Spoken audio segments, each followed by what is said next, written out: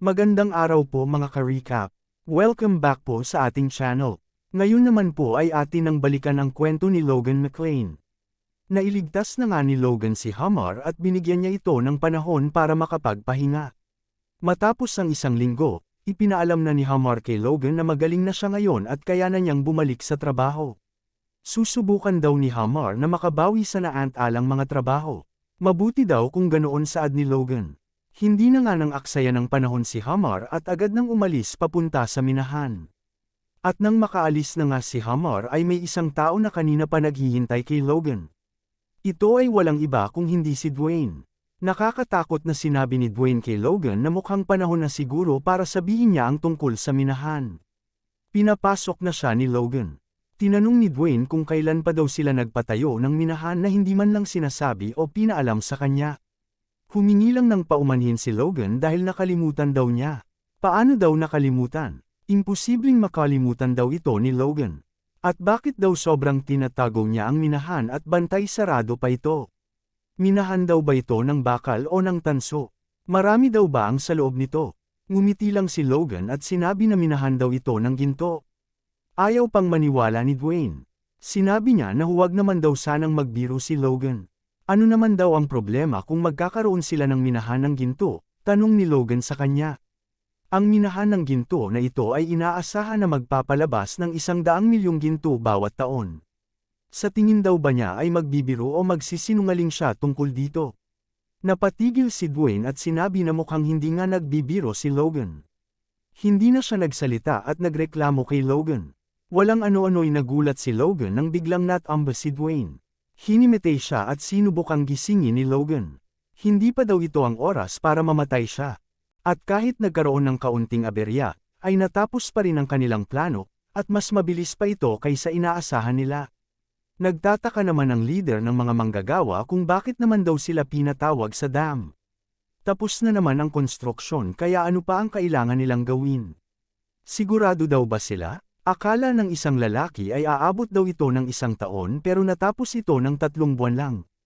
Ang dinig nila, ang pagtitipon na ito ay para sa huling pag-inspeksyon sa dam. Sinabi naman ni Dwayne na nandito na rin ang ibang mga administrador. Mabuti naman daw kung ganoon. Kitang-kita naman ang hingal sa kanilang mga mukha. Sinabi ni Logan sa kanila na alam daw niyang busy ang mga ito pero hinihiling niya na sana ay manatili sila hanggang makita nila ang mga mangyayari. Sinabi naman ng isang administrador na walang kwenta naman na paghuhukay ang ginawa nila. Hindi naman mababago ang lupa dito matapos madiligan ng 1 beses.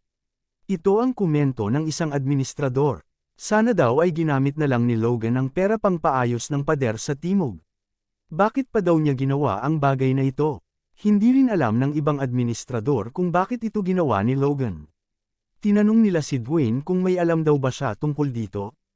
Hindi nakasagot si Dwayne kahit ilang beses siyang tawagin. Ito ay dahil nakatuon ang atensyon niya sa dam. Namamangha siya dahil alam niya na ang dam na ito ay hindi lang basta-basta 1 beses madidiligan ang mga tigang na lupa. Ito daw ay direktang nakakonekte sa underground ng Rother River. Kung walang tigil ang pagdaloy ng supply ng tubig patungo sa mga kanal. Ang malapad na tigang na lupang ito ay tunay na mapapakinabangan. Si Logan naman ay tahimik lang na nagmamasid sa paligid. Napansin niya na ang mga trabahador ay nandito din kasama ang mga mages na malaki ang naiambag sa dam na ito. Pati ang mga administrador na tila naiinis ay pumunta at nandito na rin. Sinabi na ni Logan kay Clayton na magsisimula na sila. Sumunod naman agad si Clayton. Tinanong naman sila ni Hamar kung kailangan daw ba nila talagang gawin ito sa ganitong paraan. Marami daw silang pinagdaanan para lang mabuksan at masara ng mga trabahador ang floodgates. Sinabi ni Logan na ang unang pagkakataon na ito ay dapat maging hindi malilimutan alaala. Ipapakita nila sa mga tao sa McClane kung ano ang ginawa ng kanilang sariling mga kamay. Bigla namang lumapit ang mga golem sa floodgates. Kinagulat naman ito ng isang administrador. Ano daw ang mga yon? Sinabi niya sa mga trabahador na may halimaw. Pero hindi siya pinansin ng mga ito dahil sanay na silang may mga golem. Napahiya ang administrator at sinabi na lang na ilang beses na rin pala siyang nakakita ng ganitong klaseng magic. Sumigaw si Clayton nang napakalakas na buksan na ang mga floodgates. Unti-unting gumalaw ang mga golem at sinubukang buhat ang mga floodgates. Buong lakas nilang binuhat ang malaking gate na ito na pumipigil sa tubig na pumasok. Si Logan, ang mga administrador, at pati ang mga ordinaryong trabahador ay sabik na naghihintay kung ano ang kanilang matutuklasan. Pero biglang napatanong ang isang trabahador kung bakit daw nakatayo lang ang mga golem doon. Ano ang nangyayari? Mukhang napamura naman si Clayton sa nangyayari. Bigla niyang tinanong si Hamar kung ano ang nangyayari. Niloloko daw ba siya nito? Sinabi naman ni Hamar na ibinili niya sa mga tao na buksan nila ang gate. Napamura din si Logan sa mga nangyayari. Ang totoo pala nito, ang mga golem ay para lang sa pakitang tao. Ang mga floodgates pala ay masyadong mabibigat at hindi kaya ng golem na buhatin ang mga ito. Magpapanggap lang silang binubuhat ang gate. Ang totoong bubukas dapat sa gate ay ang 100 trabahador sa likod ng dam na ito. Ano na kaya ang gagawin niya? Ito ang mga tanong sa isip ni Logan. Sinabihan ni Clayton si Hamar na mukhang mapapahiya ang reputasyon ng lakas ng kanyang mga golem dahil sa pangyayaring ito. Sinabi naman ni Hamar na totoo naman na hindi talaga mabuhat ng kanyang golem ang gate. Pero biglang inutos ni Logan kay Clayton na basagin ang gate. Nagulat sila sa sinabi ni Logan lalo na si Hamar. Pero iginiit ni Logan na kaya naman nila gawin ulit ang gate kaya basagin na lang daw ito ngayon. Hindi kumibo si Clayton at agad na sinunod si Logan. Umiba ang tayo ng mga golem at handa na itong suntukin ang floodgate. At ginawa na nga nila ito.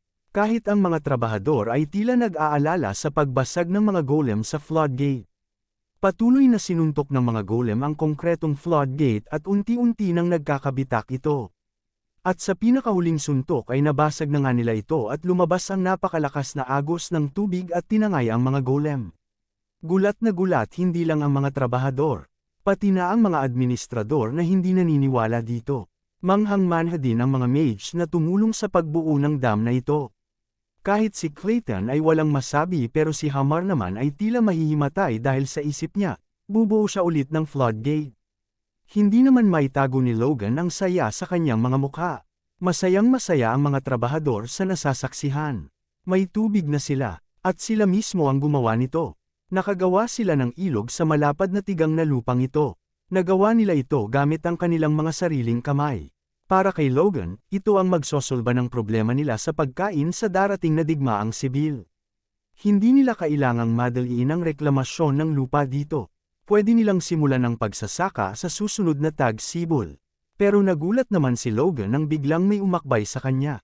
Ito ay si Dwayne. Maiyak-iyak ito at humingi siya ng paumanhin kay Logan dahil nagkamali daw siya. Tumahan na daw siya sa pag-iyak saad ni Logan. Daig pa daw niya ang isang bata. Habang nagsasaya ay bigla namang may naalala si Logan. Habang si Hamar naman ay inaalala kung gaano na naman niya ulit katagal aayusin ang floodgate. Sinabi naman ni Clayton na huwag siyang mag-aalala at tutulong siya ulit. Sinabi naman ni Logan na huwag munang aalahanan ng floodgate, pwede sila munang magpahinga ng 1 linggo tsaka nila ipagpatuloy ang konstruksyon sa minahan. Pagkatapos nito ay may mahabang bakasyon sila ulit. Tuwang-tuwa naman si Hamar habang naririnig ang sinasabi ni Logan. Totoo daw ba ito? Oo naman sagot ni Logan. Pero sa isip niya, ito ay dahil magiging busy sila ulit sa susunod. Maraming magsasaka ang pupunta dito at ire-reclaim ang lupa. Pero magiging mahirap ito kapag pabalik-balik sa pagbiyahe ang mga magsasaka dito araw-araw. Kaya kailangan nilang magpatayo ng bagong village para matirhan nila. Pupurihin na sana ni Logan si Hamar para malinlang niya ito pero nakaisip siya ng mas magandang paraan para makumbinsi si Hamar na magtrabaho. Bigla niyang tinawag at tinanong si Hamar. Siguro daw ay mahihirapan si Hamar pagdating sa pagkonstruksyon. Mukhang totoo daw ito dahil hindi pa siya nakarinig na magaling ang mga dwarf sa pagpatayo ng bahay. Nagalit naman si Hamar. Ano daw ang pinagsasabi ni Logan, maliban sa paggawa ng sandata, magaling ang mga dwarf sa pagpapatayo ng mga bahay. Sa isip ni Logan nahuli na niya si Hamar sa kanyang bitag. Sinabi niya na kung ganoon pala ay napakagaling ng mga dwarf. Tinanong naman ni Hamar kung bakit niya natanong ito. Sinabi lang ni Logan na naging interesado lang siya dito. Sa isip ni Logan, hahayaan niyang tumawa ngayon si Hamar. Dahil kapag tapos na siyang magpahinga, ang makabagbog damdamin na karanasan sa pagpapatayo ng mga bahay naman ang naghihintay sa kanya. Abangan po natin mga ka-recap ang susunod na proyekto ni Logan McLean sa susunod na mga kabanata. Maraming salamat po sa panunood at sana po ay nagustuhan ninyo. Please like our videos po and also subscribe to our channel.